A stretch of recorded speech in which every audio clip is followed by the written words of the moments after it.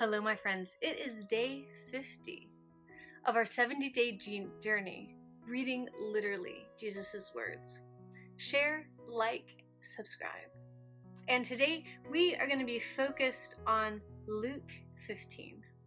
And Jesus says, "What man of you, having 100 sheep, if he loses one of them, does not leave the 99 in the wilderness and go after the one which is lost until he finds it?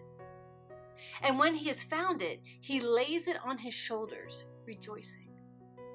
And when he comes home, he calls together his friends and neighbors, saying to them, 'Rejoice with me, for I have found my sheep which was lost.' I say to you that likewise there will be more joy in heaven over one sinner who repents than over 99 just persons who need no repentance. Or what woman, having 10 silver coins, if she loses one coin, does not light a lamp, sweep the house, and search carefully until she finds it? And when she has found it, she calls her friends and neighbors together, saying, 'Rejoice with me, for I have found the piece which I lost.' Likewise, I say to you, there is joy in the presence of the angels of God over one sinner who repents. A certain man had 2 sons, and the younger of them said to his father, 'Father, give me the portion of goods that falls to me.' So he divided to them his livelihood. And not many days after, the younger son gathered all together, journeyed to a far country, and there wasted his possessions with prodigal living. But when he had spent all, there arose a severe famine in the land, and he began to be in want. Then he went and joined himself to a citizen of that country, and he sent him into his fields to feed swine. And he would gladly have filled his stomach with the pods that the swine ate, and no one gave him anything. But when he came to himself, he said, 'How many of my father's hired servants have bread enough and to spare, and I perish with hunger? I will arise and go to my father, and I will say to him, Father, I have sinned against heaven and before you, and I am no longer worthy to be called your son. Make me like one of your hired servants.'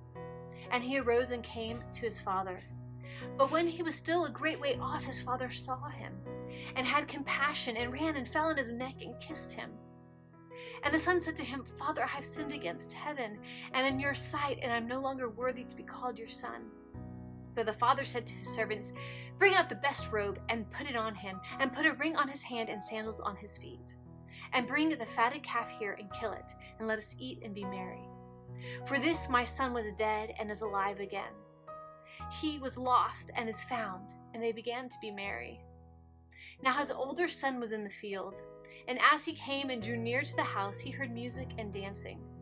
So he called one of the servants and asked what these things meant. And he said to them, 'Your brother has come, and because he has received him safe and sound, your father has killed the fatted calf.' But he was angry and would not go in. Therefore his father came out and pleaded with him.